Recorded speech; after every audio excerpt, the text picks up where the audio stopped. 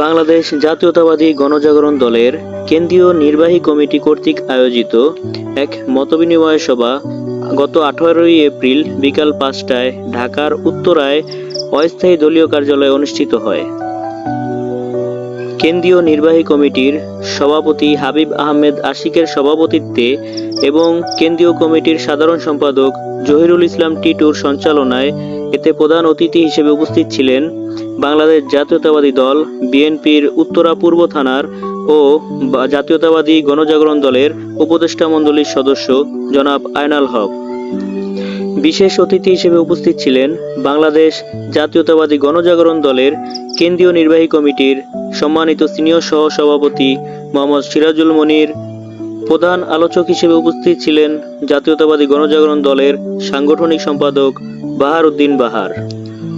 আরও বক্তব্য রাখেন কেন্দ্রীয় নির্বাহী কমিটির সহ-সভাপতি জাহিদুল ইসলাম জাহিদ, যুগ্ম সাধারণ সম্পাদক নাসিম রবিন, অর্থ বিষয়ক সম্পাদক শহীদুল ইসলাম, ঢাকা মহানগর উত্তরের আহ্বায়ক মোহাম্মদ সুজন মাহমুদ, সদস্য সচিব হামিম মল্লিক, ঢাকা মহানগর দক্ষিণের নবনির্বাচিত সভাপতি রাকিবুল ইসলাম, নোয়াখালী হাতিয়া উপজেলার সভাপতি বেলায়েত হোসেন প্রমুখ।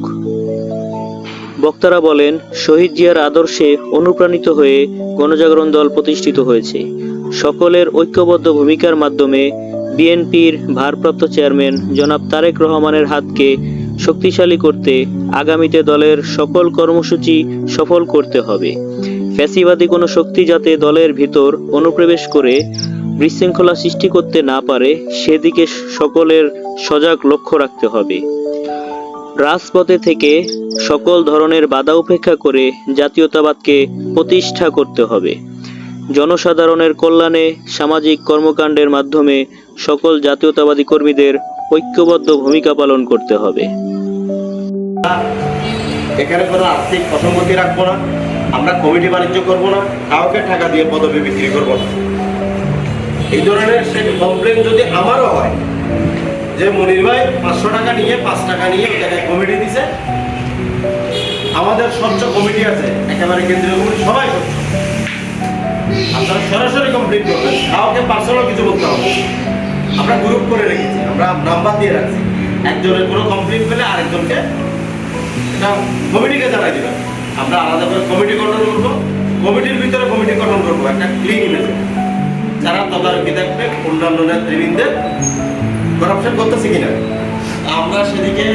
সভা শেষে জাতীয়তাবাদী গণজাগরণ দলের নবগঠিত জেলা এবং উপজেলাগুলোর মধ্যে কমিটি ঘোষণা এবং দায়িত্ব বন্টন করা হয়।